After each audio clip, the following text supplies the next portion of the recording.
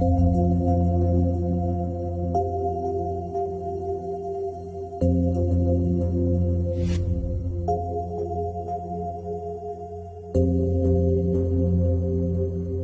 ado, I'm going to introduce Loyd. As most of you know, Loyd Auerbach is a world-recognized paranormal authority and a parapsychologist. He has studied the parapsychology for 45 years and is an experienced investigator in the paranormal for over 40 years. Also teaching courses with parapsychology.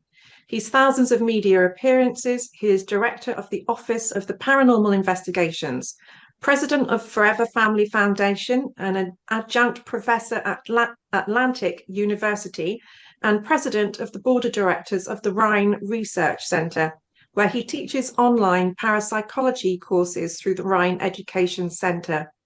He's the co-author and author of 9 books of the paranormal for the general public, including the 2nd edition of a paranormal casebook, as well as ESP Wars, East and West Psychic Dreaming, and the classic ESP Hauntings and Poltergeists. He's a parapsychologist's handbook that he's also written.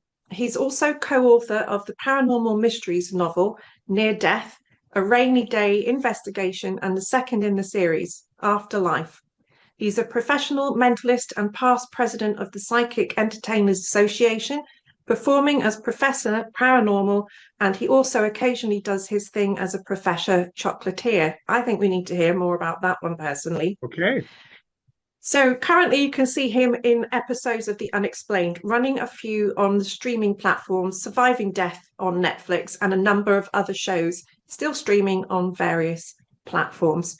So without further ado, Loyd Auerbach, over to you. Thanks very much. Well, tonight I'm going to be talking about apparitions, although I'm going to get there by talking about a few other things that are often connected there. And if folks would make sure they are muted, that would be helpful, if you wouldn't mind. All right, so let's go ahead and move on. First of all, I want to start out with one of my favorite quotes. I use this in all my classes. This is from a science fiction writer named Kathleen Sky. There's no such thing as the supernatural. There are only things we don't understand yet. And this is our approach in parapsychology and has been, I think, in psychical research since the very beginning.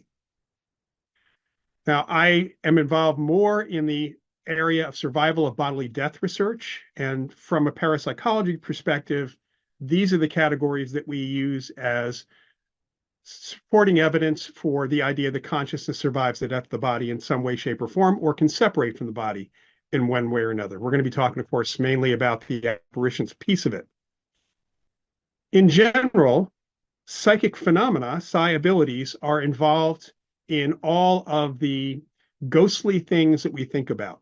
In apparitions and hauntings and poltergeists, ESP, we look as non-sensory perception. It's definitely not a sixth sense. I actually was just interviewed by a TV company, and the episode is called The Sixth Sense. And I had to explain to them that it's perception. It's not a sense in many respects. But ESP is about knowing from a paranormal perspective. Psychokinesis, mind over matter, is interaction by consciousness directly. That's paranormal action. And of course, when we talk about survival, we're talking about survival of consciousness. That's kind of a form of paranormal existence, at least for apparitions.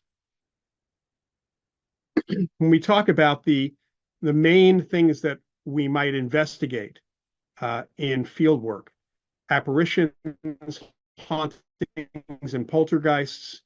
Apparitions indicate survival of consciousness. ESP is involved there, and I'll get into that in a little bit. Sometimes psychokinesis is involved. With hauntings, which are imprints, what are called often residual hauntings, imprints of past events, of course, repetitive events that are going on. ESP on the part of the witnesses is involved. And with poltergeists, the way we look at poltergeists in North America, a little different than the UK. As I learned a number of years ago with a little email exchange with Guy Lyon Playfair before he passed away, we look at the model of poltergeists as living agent psychokinesis. And I'm going to start there.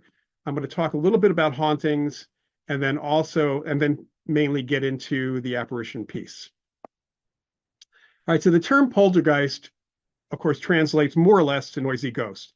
the thing about this, we had some German historians come to a Parapsychological Association convention a number of years ago and did a presentation on the derivation of the poltergeist term and early cases. The term was coined several hundred years ago, and there's even some, although it's controversial, evidence from the literature and the historical literature that Martin Luther himself may have actually coined that term. So this is the definition that you would find if you go to the Parapsychological Association's website. You would see that the description is of physical activity, and that's what we look at. They're physical effects, nothing like you would normally see. There can be occasional instances of an apparition seen, but there are reasons why that happens from the poltergeist perspective as well as from the true apparitional perspective. So with poltergeists, again, we're talking about physical activity. The term recurrent spontaneous psychokinesis came out of a poltergeist case, a very active one, on Long Island in New York in 1958, known as either the Popper poltergeist or the Seaford poltergeist case. William G. Roll and J.G. Pratt were the main investigators. They came up with this model. And essentially, we look at the term poltergeist when we use it in the US, we're talking about living agent, unconscious psychokinesis. Very chaotic. The model itself, again, goes back to 1958. But actually, even before that, I just want to say that Nandor Fodor, a researcher who worked in the UK and also worked in the United States a little bit, very prolific writer in the early 20th century. He actually was also a psychoanalyst and came up with the first connection between living people as a potential for the agency of the physical activity. The model has been tested in terms of how we get rid of the phenomena, in terms of figuring out who the individual agent is. And from my own investigations and work, and what I know from others who have been doing it for decades, is that bringing in a psychic or medium, the interesting thing about poltergeist cases is they don't sense spirits where they might everywhere else. Now, just on the difference, I just did again want to mention this because this comes up quite a bit. I have students in the UK and other parts of the world, so we always like to kind of differentiate here. Poltergeist cases do refer to physical activity, whether it's in the US or UK or any other country for that matter. You would apply that. Typically chaotic, it can be sometimes destructive.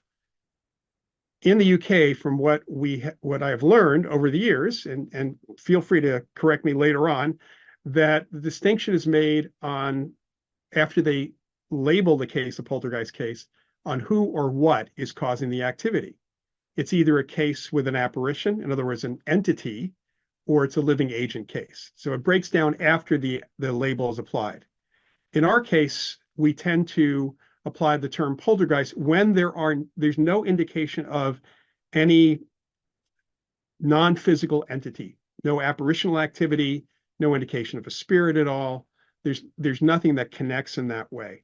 So they start out as living agent cases. And we do have apparition cases. I've had several myself where there is physical activity directly connected to the apparition, but we give that credit immediately to the apparition, not to the term poltergeist. It's also less chaotic. It's usually a lot more purposeful and sometimes quite mischievous that's there. So that would be PK or psychokinesis on the part of the apparition, not a poltergeist case. So here's my definition for apparitions, how I look at this. This is very much in keeping with the definitions we find all throughout the literature. So it's that which is perceived. So important to know, our senses don't pick up apparitions. Seemingly heard, felt, seen, or smelled, typically, rarely ever tasted, I think. It's related to some part of the human consciousness, what we call personality, mind, and soul. The original SPR folks used the term human personality, surviving death. Today, we use the term consciousness. That can somehow exist in our physical universe after the death of the body, or potentially projected outside the body and perceived by people at that point, at the point of appearance. I work with a lot of mediums over the years, thanks to the Forever Family Foundation, has had a lot of discussions about this, and the spirits that they communicate with typically are people on, as they put it, the other side. who project themselves back to our physical universe. So different. Now, of course, we focus on apparitions of humans, but there can be apparitions of animals. And there have been a number of really interesting cases with animal ghosts. And in fact, when one of my cats died a number of years ago, we were seeing her, certainly in a few places, at least for a couple months. I'm going to jump into hauntings here to separate those from apparitions again. So with hauntings, another older term which has come back into our field is place memory, because most of the hauntings we look at are places. But a haunting, think of it as using one's ESP, clairvoyance, or some other form of biological perception. There is one model where it may actually be not ESP, be something that is connected to an information field and the brain, which makes it a physical thing. It's the location's history and activity, and a haunting perception is always the living, of course. With apparitions, we're dealing with people and pets. With hauntings, we're dealing with typically places and objects, although what is perceived could also have images or voices or other relationship to people who used to live or perhaps even still living now. It's important to remember that the word haunt itself, it's been used in old movies. It refers to some place you go where you frequent it all the time. So anybody who's a regular at a pub is haunting the pub. That's their regular haunt, even when they're alive. So the question always comes up about what gets recorded in a haunting. And it seems to be typically the activities, the emotions, information of or around the living. So living people, living entities, activity that's physical leaves an impression behind in the physical environment. And I say the living, and this is a really important distinction because I know, at least here in the States, when I've talked to ghost hunters, they seem to think that hauntings always relate to dead people. And it's actually sort of the case, but not exactly. It's no different than watching a movie that was made in 1930 and knowing that all the people from that movie are dead. I can still watch the movie. It's a recording, but they made the movie when they were alive. And that's the same with what we find with hauntings. We, of course, get reports of good hauntings, very neutral activity, just things like footsteps and such.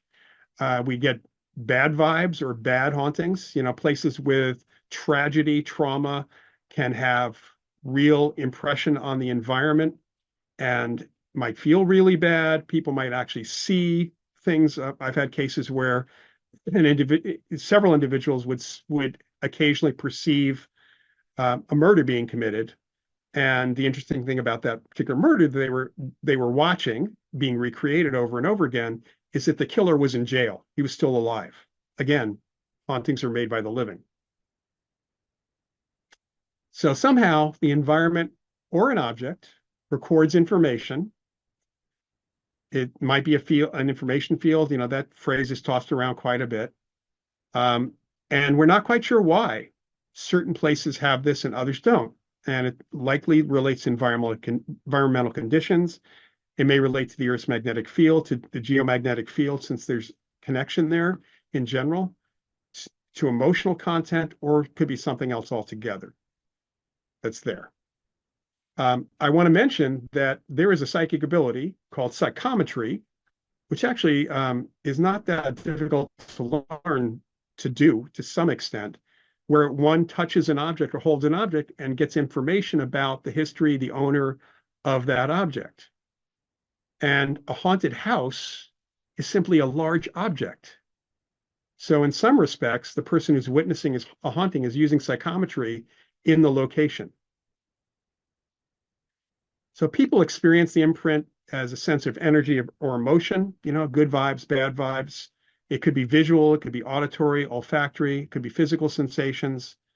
And interestingly enough, a lot of the majority of people in a particular haunting or going to a particular haunting will experience the haunting the same way, visual, auditory, however, whereas with apparitions, that can differ even with the same apparition with multiple people in the room. They might have a different experience of that apparition. So that's one difference that's there. In some instances, people start feeling what happened to the people in the actual haunting imprint, almost like becoming participants in the original action to some extent. Probably the most commonly experienced haunting that people, the average person has, is going house hunting or hunting for an apartment and walking into a place and deciding, oh, this place just feels bad. It's got bad vibes. I don't like it. And if you asked, you'd find out that perhaps the couple that has just left the place is getting divorced and was having a lot of arguments there. They left something negative behind. Or maybe there was a murder or a crime committed there. The vibes kind of get in there.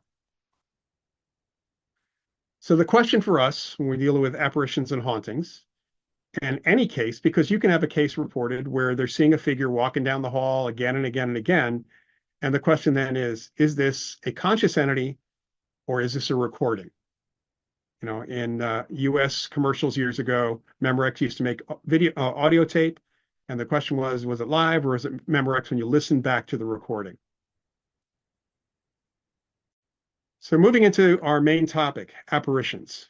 Is an apparition a conscious being? This is the question that is always important for us. And what we look at is an indication of interaction or interactivity between the apparition and the witnesses, apparent self-awareness, so the apparition reacts and indicates they are self-aware. Now, I do have to say that, and this is kind of kiddingly, but I've met a lot of people who are not very living people who are not very self-aware. So we have to give some apparitions a little leeway there, but it's the interactivity that's important. In cases of hauntings, we don't have that interactivity. So apparitions are supportive, good apparition cases of discarnate entities or survival of consciousness. But there are alternatives to discarnate or deceased people being the apparitions. G.N.M. Terrell, who was a researcher, a psychical researcher in the 20th century, wrote a book called Apparitions, but wrote quite a bit about apparitions and came up with some categories. And so these are the categories that Terrell came up with. And I'm going to go through them a little bit, but there are multiple categories. And this is based on him looking at the reports of apparitions through the SPR and other sources over time. So we have crisis apparitions, apparitions of the living, deathbed apparitions, and apparitions of the dead. Most of our investigations tend to be on that last category. So crisis apparitions might happen when the person who's represented by that apparition, could be a child, could be an adult, appears to someone they know. Usually it's someone with a true familial or emotional connection. When that person being represented is experiencing some kind of typical physical crisis, it could be an accident, trauma, illness, it could be severe emotional trauma or threat of death. So they appear. Now, whether that's just simply a telepathic projection or the person actually left their body, doesn't seem like the person is leaving their body, because usually interviewing the people who were represented by that crisis apparition did not know that they appeared to the other person, wherever that other person was. But with apparitions of the living, you could have awareness of that or not. So this is perception of an individual as an apparition at a time when the individual is clearly alive and not in crisis. Most of these tend to be unintentional.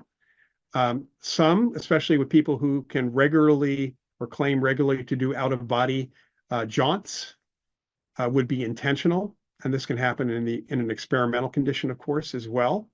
People are trying to do that.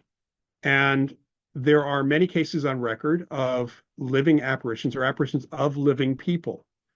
Again, interactive. I had my own experiences of a couple out-of-body experiences back in my early days in the field, and I was seen and actually had a conversation with someone when I went out of body. I remembered it. She confirmed it. Actually, there were two people the first time it happened. There are deathbed apparitions or deathbed visions, and more we're hearing about these. These have been around for a very long time. I mean, William Barrett wrote kind of the seminal work on this, Deathbed Visions, in 1926. But these days, thanks to hospice workers and doctors who are opening up about terminal patients especially hospice workers, reporting what happened with the person who was dying, suddenly talking about people in the room, their parents, some other loved one who had passed away, there to take them or help them move on to the other side at some point. In some instances, the hospice workers see the apparition. One other factor that has generated a lot of interest and also skepticism, because there are always skeptics when talking about anything to do with the brain, that something called something that involves the brain changing just before death, where a person becomes super lucid. So, for example, someone with Alzheimer's or other form of dementia who is dying, physically dying, suddenly comes out of that state. And if they have family nearby or hospice workers, they'll have very lucid conversations, no degradation of memory. Suddenly, all that dementia, all that forgetfulness is gone.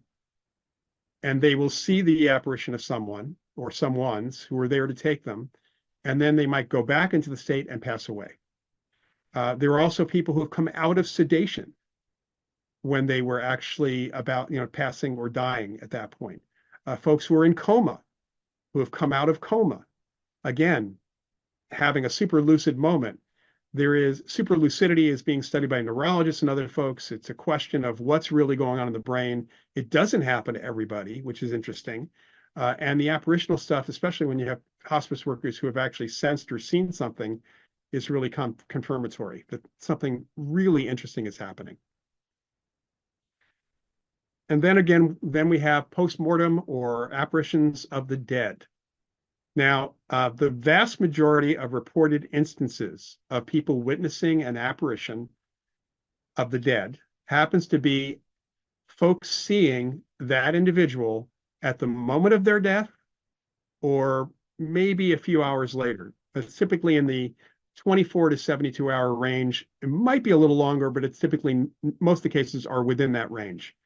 Most of them are more close to death. And they tend to be people who the witness was related to, so another familial connection, very good friends with, or had some other emotional connection to them. There are some few that are reported weeks, months, or years after death that can continue for quite some time. So we have kind of a categorization of, think of it as a descending chart. Most apparitional experiences, the vast majority, they're one-time or short-term. They involve, like I said, family, friends, and loved ones. They rarely include physical effects, but they can be physical effects at the moment of death. Sally Rhine Feather, the daughter of J.B. Rhine, was looking at reported instances where clocks would stop, or a picture of a person who just died fell off the wall at the moment of death. Kind of a burst of psychokinesis. No apparition involved. Sometimes those singular apparitional cases may provide a message besides just saying goodbye, or provide other verifiable information. Some are longer term, sometimes very long term. I have one case where the apparition's been around. This may not seem like a long term for folks in the UK, but the apparition's been around since around 1930. And also the witnesses may involve strangers. So there doesn't seem to need to be a connection, an emotional connection at all, a familial connection.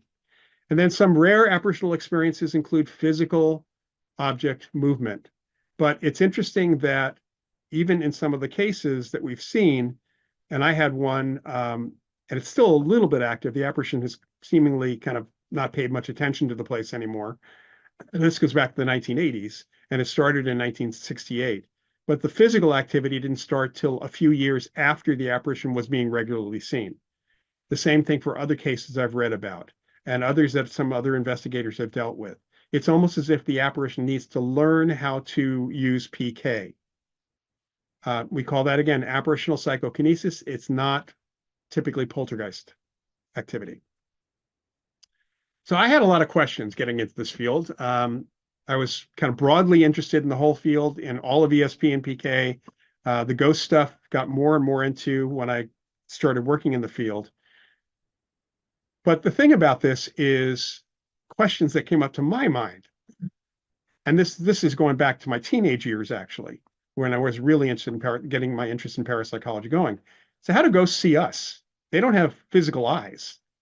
They don't that could react to light. There's no retina. How do they hear us if they don't have eardrums that react to sound? So how do they speak without a voice box? And how do they interact with us at all? How can they move things without a body, no physical body? How could they possibly show up on photos if there is no body either to reflect light or to give off light, to be illuminated? And the biggest question I had actually since I was very, very young was where did they get their clothes from? So there are other questions here that have come up, but you have to start thinking about these common sense logical questions when people start saying things like, well, some people have eyes that can see the vibration of the ghost or see things that other folks can. There's no evidence that that happens. If something is seen in the light, in other words, reflecting light or giving off light, it's an optical phenomenon, whether your eyes are picking it up or not. And you should be able to photograph the same thing you're seeing. That doesn't happen. So what is it? It's all perception. We have to remember that when I see something, you're looking at the screen right now, your eyes are picking up what's on the screen and my face, if you've got the little window of me talking, you are hearing my voice with your ears. That's your sense of sight and sense of hearing. Those are both physical senses. They have structures in the body that allow you to do that. All right. So that information that goes into your eyes actually gets translated or processed by, and I don't like to use this word normally, but algorithms in your brain. So your brain is processing the data that your eyes pick up. Your brain is picking up on the stuff that you hear. And part of our conscious awareness is on assessing or paying attention to what's in our visual field, what's in our auditory field. I mean, people can easily learn to screen out background noise, kind of like Zoom screens out background noise as an automatic function. We do that. We attend to certain signals. We do that with our eyes. You don't always see everything's in front of you, not consciously anyway. That's perception. That's not sight. So there is not a physical structure that we have identified yet, except maybe the whole brain, that allows one to be psychic, to pick up information. And it's really interesting that there can be apparition cases, and have been many, in which some people in the room might see an apparition, one person might hear the apparition's voice, somebody else might feel a sense of presence, someone else could smell their perfume or cologne, but they're not all perceiving the apparition the same way. And I ran across cases years ago where multiple people were all seeing the ghost, but wherever they were placed, the living people were placed in the room, the ghost was facing them. So it's not like someone was behind where one person saw the ghost and saw the back of the ghost's head. No, that person saw the ghost facing them also. So that would indicate that it's a perceptual signal, you might say. Is it telepathic, some other form of psi? We don't know. So really, there are a lot of indicators that this is a consciousness-related phenomena, perceptual phenomena, not a physical phenomena, and the way we think of it. All right, so apparitions, how can they perceive us? How can they perceive the physical world? Well, we talk about us picking up information without the use of the senses being ESP or psi. That would make sense for a consciousness that is floating around on its own to be able to pick up information about the physical world using psi. There are no physical senses there. And how can we perceive them? Well, somehow they give us perceptions of them. Think of it as a psychic connection. So I see, if I'm perceiving the ghost visually, I'm getting a visual signal of information that's visual. I'm processing it with my perception. That's ESP. The apparition is seeing me with ESP, with non-sensory perception. And so that connection may allow the apparition to provide the information of how they look.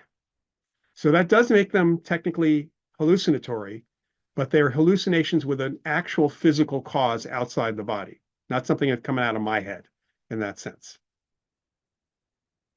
They typically are solid in 3D. There are variations. In most cultures, they are clothed, and in many instances with longer term apparitions, they can change their clothing. This, of course, except for animal ghosts. They're often seen down to the top or right below the top of the knees. There's a lot of a majority of cases reported of that. People don't notice their shoes, for example, and they're often younger and healthier than when they were last alive. So a lot of those post-mortem apparitions that appear to family and friends, the family members or the other folks are surprised to see that individual who was 95 dying on his deathbed in some hospice somewhere, appearing to them as if he's in his 30s and looking very hale and hearty, very healthy. That's a really interesting thing.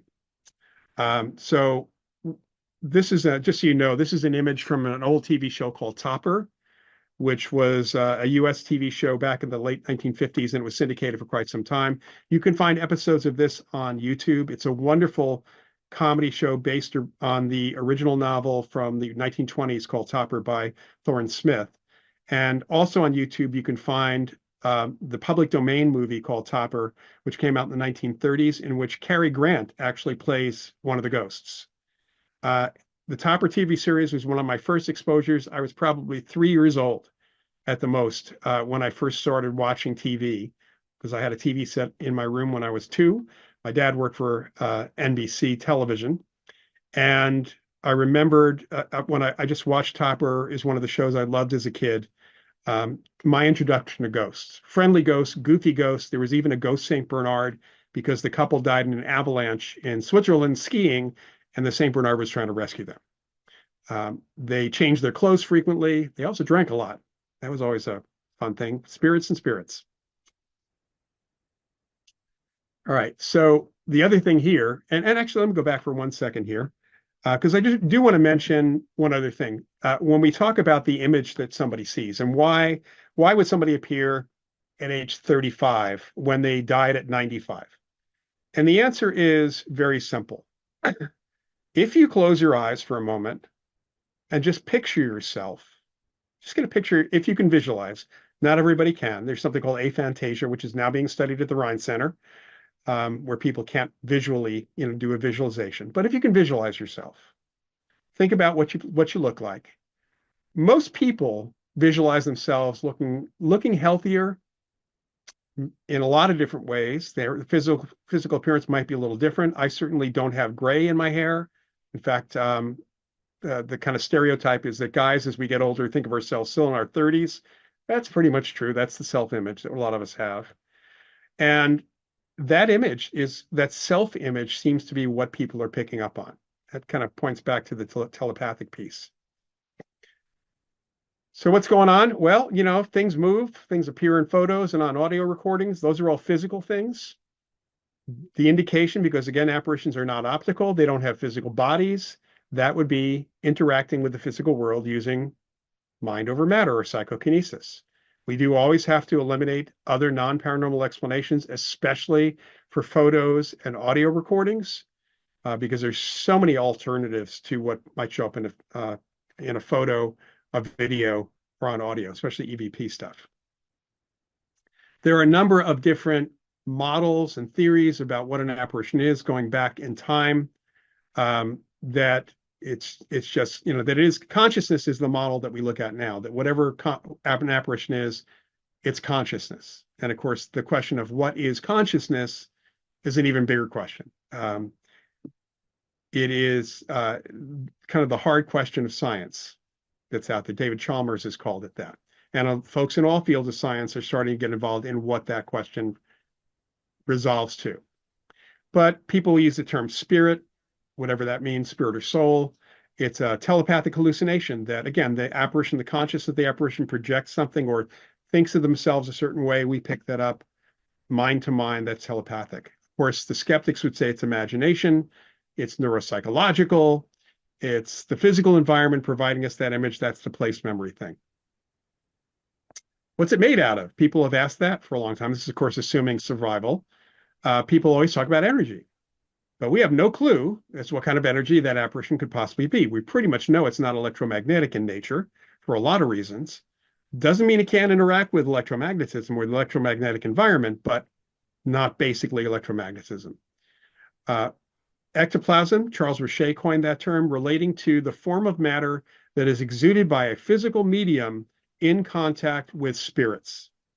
That's the definition. Ghost hunters have started using that probably more than 10 years ago for any smoky, wispy thing in midair that they think happens to be a ghost. That's not even the definition of ectoplasm. And that would suggest that an apparition is a form of matter. Richet was referring to something exuded by the body, not being necessarily something the spirit actually was. There's the idea of a shadow or a shade of the former person. You hear that, you see that word in folklore in a lot of parts of the world, that we leave as we die, leave some clone of ourselves, spirit clone of ourselves behind, kind of a piece of ourselves behind. Not truly a haunting, but not truly an apparition. Or it's something else, not matter or energy. One science fiction and comic book writer said the consciousness is a field of quantum particles that can be coherent and stay together after the brain dies. There's a lot of really interesting stuff in science fiction, much more than horror. But the question remains, what is consciousness? So why are they still here? Lots of reasons. Psychics, various psychics have very set ideas, definitive ideas as to why ghosts are present. And these are some of the ones we've heard or read about. And some of them come from folklore, like the curse to roam the earth kind of thing. Typically, the ones that we run into are not ready to go, feel attachment to family and property, afraid of what's next because they don't know if there's a heaven or hell. This is all through communication through the witnesses and mediums that I've worked with over the years. Sometimes it is unfinished business, but usually the unfinished business is making sure the family members are okay after they die, not like something like they have to tell them where the will is. But there have been kind of interesting cases like that too. There are cases where the apparition argues with the residents of the home that have moved into that person's home. And they pretty much say, I'm not a ghost. What are you talking about? And, that they kind of have to know that they're ghosts if they try to interact with people. But more importantly, psychologically, they may just simply be in denial. All right, so here's my perspective over the years, what I've learned over the years, that there seems to be, number one, for someone who dies, there is psychological or personality issues, intention of the individual, not to move on. They want to stay for whatever is going on here. But we know that there are not like ghosts for every single person who dies. Most likely, there are some environmental factors that happen at the moment or around the death that allow that individual to stick around for a time. And it's possible that there's some spiritual divine issues or plans, something like karma or something else. We can't even comment on that from a scientific perspective. Behavior, well, if we're talking about ghosts or apparitions, we're talking about people. Unless we're talking about pets. So ghosts are people too. They don't seem to appreciably change their personality at all. They do not significantly get smarter or raise their IQ. Dying does not significantly improve one's IQ. That comes from Charles Tart. Another version of that was dying does not make you smarter. So, but there's also the labels of good versus evil based on behavior and interaction with the living. There are the friendly or apathetic ones. There are the ones that seem to be labeled as evil, but more likely they were in life. They were bullies, or I have to use the word a-hole, whatever that means to you, because we had a bunch of those. Or there was something going on in there. We had a peeping Tom ghost, for example.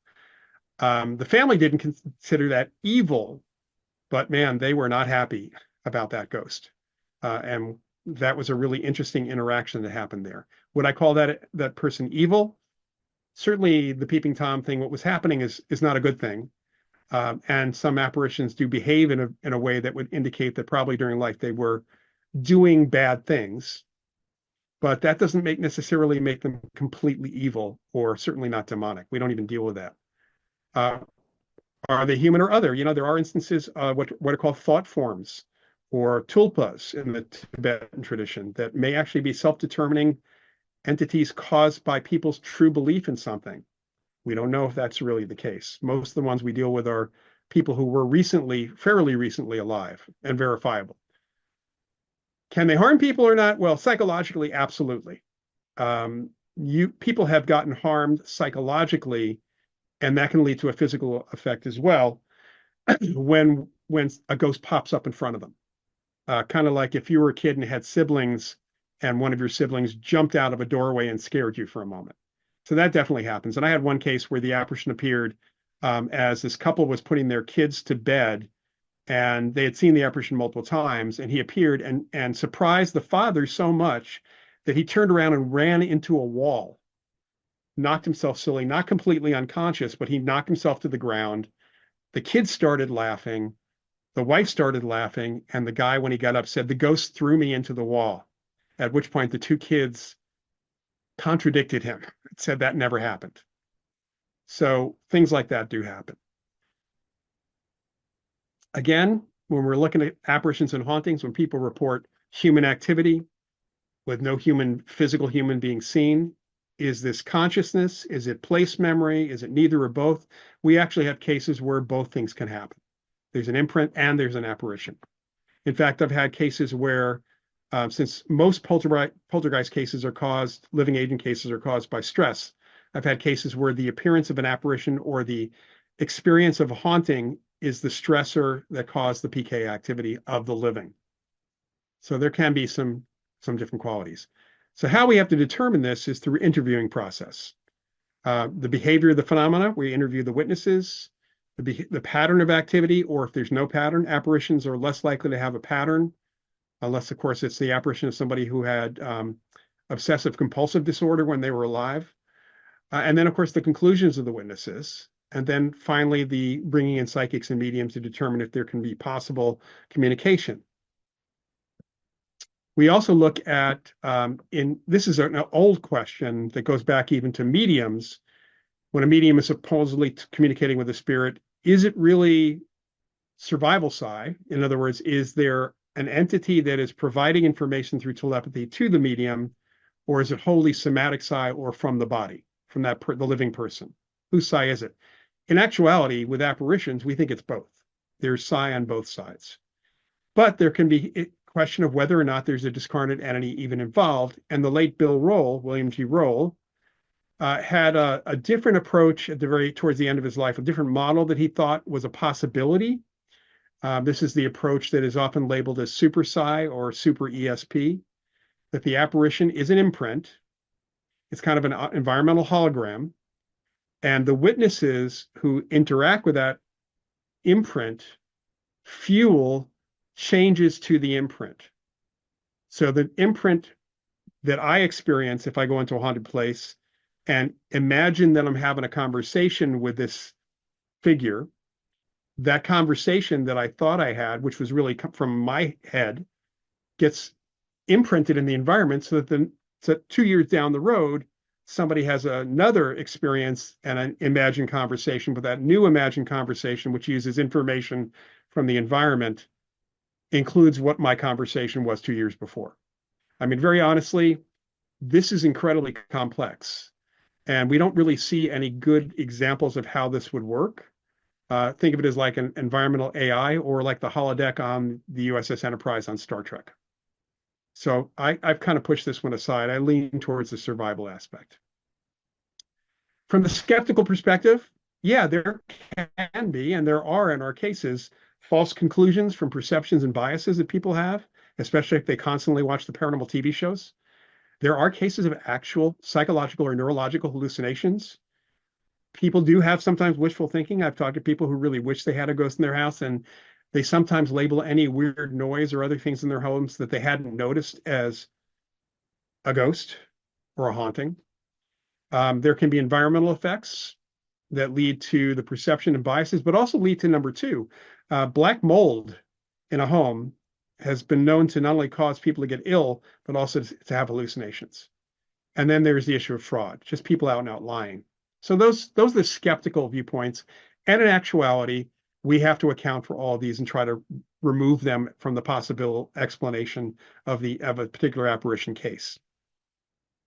So kind of summing up with this part of it, and as I come to a close here, I just want to give you different explanations for the way we experience an apparition.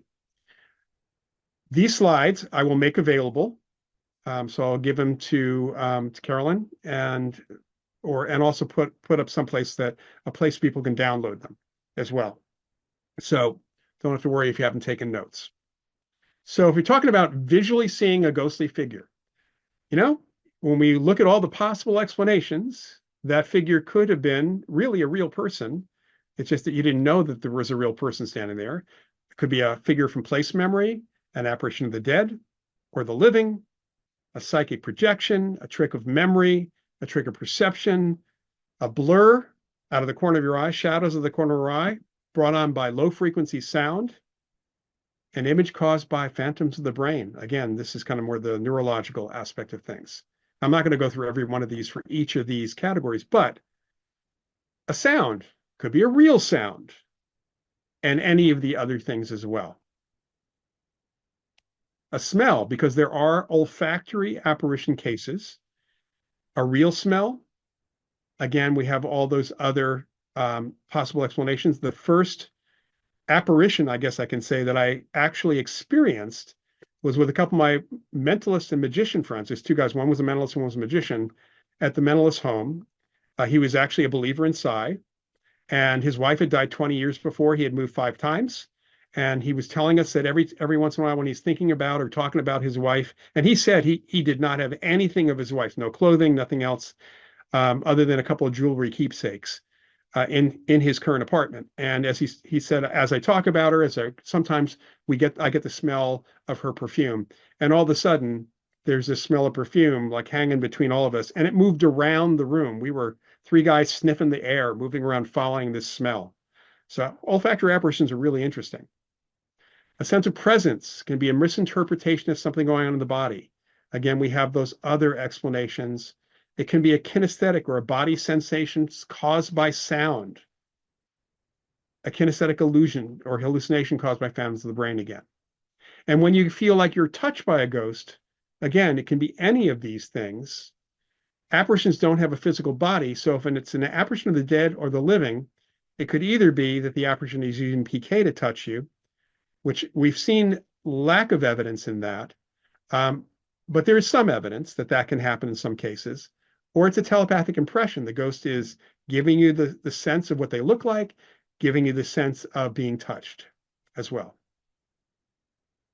So ghosts, remember, are interactive apparitions. The question is, do interactions equal survival of consciousness? That's where we look for evidence. So the evidence we use for survival is that there are apparitions that are verifiable. We can show that the person did live recently or a long time ago, that the people who are witnessing had no knowledge of that person or what that person looked like. The apparition may provide information that the witnesses could not have known that is proven out. There are multiple witness experiences at the same time or over time or both. One case I had one instance of there are multiple apparitions there. There are multiple sightings, well over 100 people have had experiences on the USS Hornet Aircraft Carrier Museum of deceased sailors and officers from the US Navy. And there's one group of 13 people who saw the same apparition, other group of 3. So there are multiple witness experiences, and there's interaction. So the best cases involve multiple witnesses, singly and together, multiple sightings of the same figure or figures, apparent interactivity. When you bring in multiple psychics or mediums, you get the same information. And one of the things I've done with mediums and psychics is often literally front-loaded them with all the information I got from previous psychics and mediums, because I want to see if they can get something else that I can then verify. It really depends on the medium, of course, that I'm bringing in. There are multiple encounters over time, and especially from strangers with no or limited knowledge. And it all fits together with the other witnesses, with the interactivity, with the psychics, and hopefully we get verifiable and previously unknown information communicated that we can verify. So are ghost people too? The answer is, I think yes, they are. That there's a really good amount of evidence for some of the better cases, going back to the early, even before the early SPR. There are plenty of cases from early reports in the 1800s and even before that that we've got. And they do behave like people, good or bad. So let me just kind of finish up with a couple of recommendations.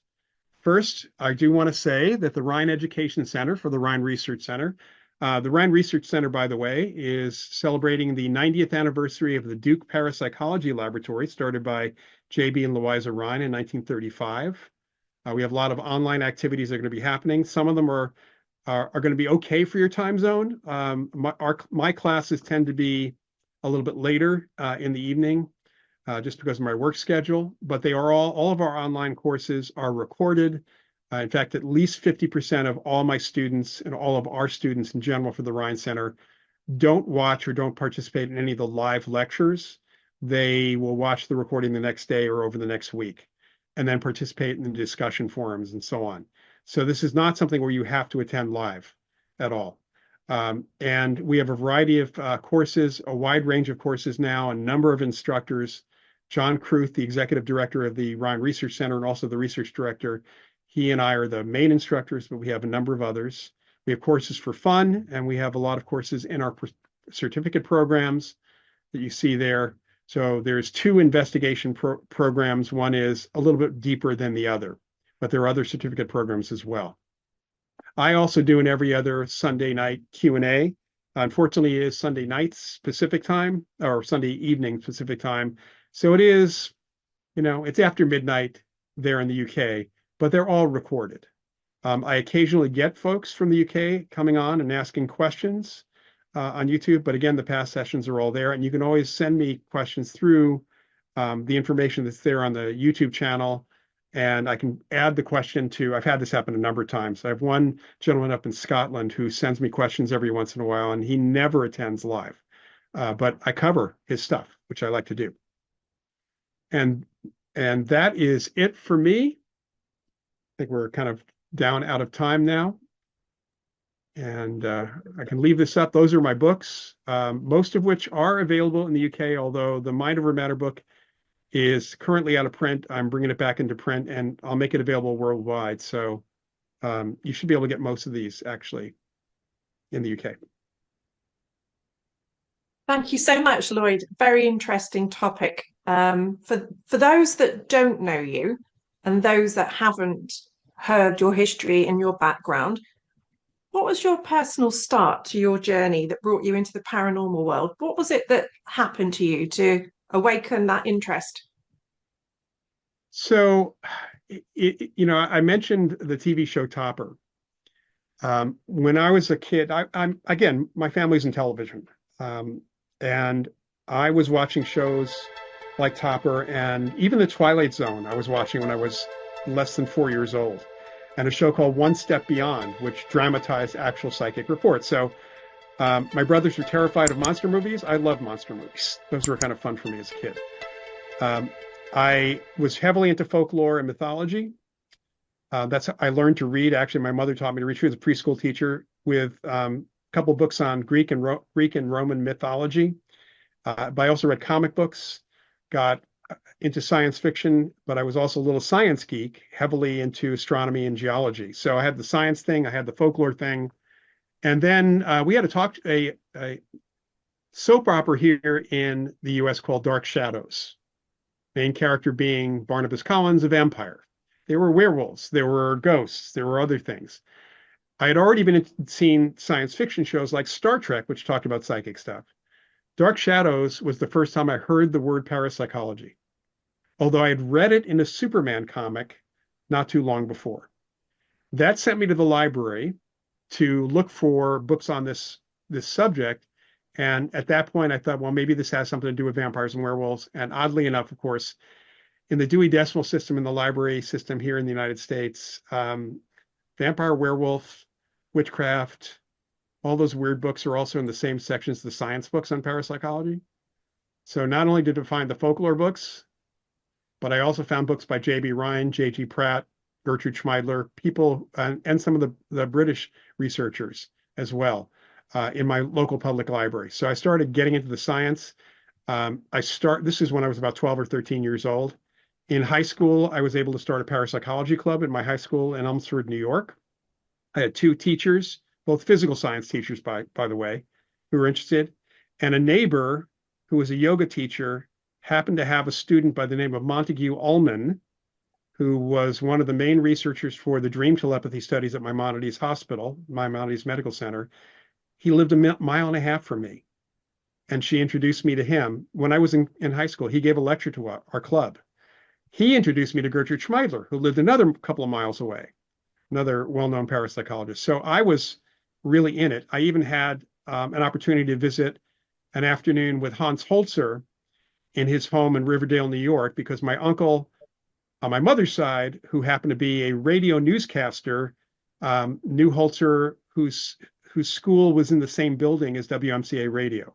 So he got me an invite to Holzer's house.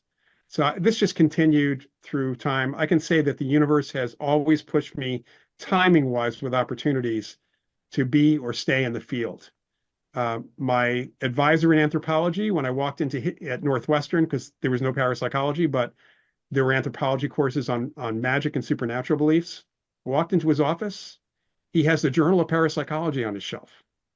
What are the odds of that?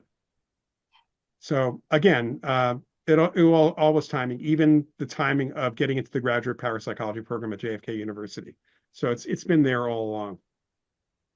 So you had an incredible grounding from an early age, and wow, the name dropping you've done, everybody could just hope to wish to meet these kind of people in their parapsychological lifetime. I have been very, very, very lucky. But I didn't have psychic experiences. So other than occasionally knowing who's on the phone, I tried really hard to do an out-of-body thing, to do astral projection, and tried really hard to do some of the things when I was a teenager. Not at all. So darn it, that scuppers my next question to you. Well, I mean, you can ask when that started, because I have had psychic experiences certainly since then. But yeah, so you're an established author. Obviously, you're a great researcher. Have you ever based any of your books on personal experiences of things that have happened in cases that you've dealt with? So my first book, ESP Hauntings and Poltergeist, does go into a couple of experiences I've had, including the out-of-body experiences I mentioned earlier. Those were spontaneous. My first job in the field after getting out of grad school was, besides teaching adult education classes, it was actually as the media consultant to the American Society for Psychical Research. Again, timing-wise, I didn't intend to get the job. I happened to go in to visit and had some ideas for publicity for the ASPR, and the executive director hired me on the spot, offered me a job. I didn't know there was one available. So it was a good timing thing. We worked at the ASPR with a gentleman by the name of Alex Tanis, amazing psychic and medium. The research at the ASPR was mainly focused on his out-of-body experience work, his OBE work, because he could do it at will. But, excuse me, he had many other abilities. In fact, he was consistently consulted by law enforcement, FBI, New York Police Department, and a number of others. There wasn't a single week that went by when he was in New York, because he was like every other week, lived up in Maine. Someone from a law enforcement agency, sometimes many someones, would come and consult with him. So he was involved in that. He did some healing work. He did some other things as well. And just being around him and hearing him talk about his own experiences, I asked him, how does one become more psychic or become psychic? And his first response was, just notice that you already are. And then he gave me some exercises. And then he just looked at me and he said, don't worry, you're going to have plenty of experiences while you work here. And then I had a PK experience, and I had an out-of-body experience, a couple of those, and I had some other experiences as well. So let's just say I was talked into it for that. And that's all written up in my ESP Hauntings and Poltergeist book.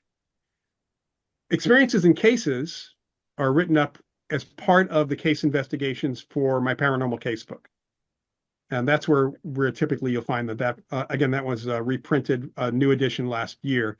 I'm going to be working on a second edition of that later this year, and I'm going to try to include more of this type of thing in those cases too. Fabulous. I'm interested to hear about the police connections because myself, I disclosed to you earlier when we were having a chat.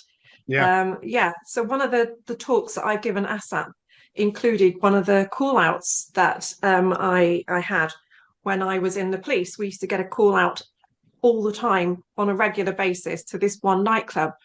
After I'd left the police, they contacted our paranormal group and said that we've been having stuff happening. So what we were witnessing when we were being called out wasn't a neurotic member of the public. It was somebody who was experiencing something that they could not, otherwise put some kind of meaning to.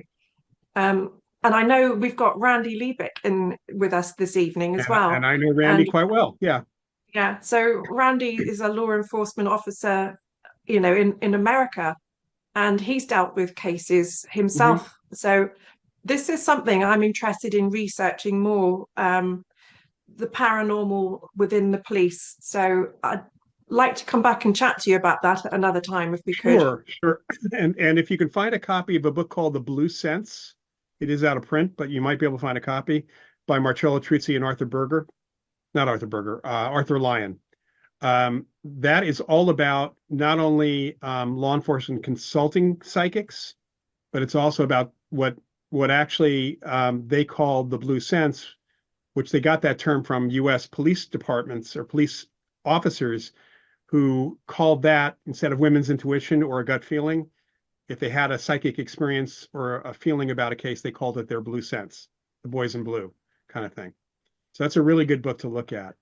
I have been referred to cases by police, certainly over the years, including one incredible case that everyone the family called at the university level, and even the local skeptics all said that they should come in for psych testing. The local police referred me to the case, and it turned out not to be paranormal at all, but a whole bunch of unusual but normal explanations in one location that caused them to think their house was haunted. Fantastic subject. Absolutely fantastic. So we have lots of questions that's come in this evening.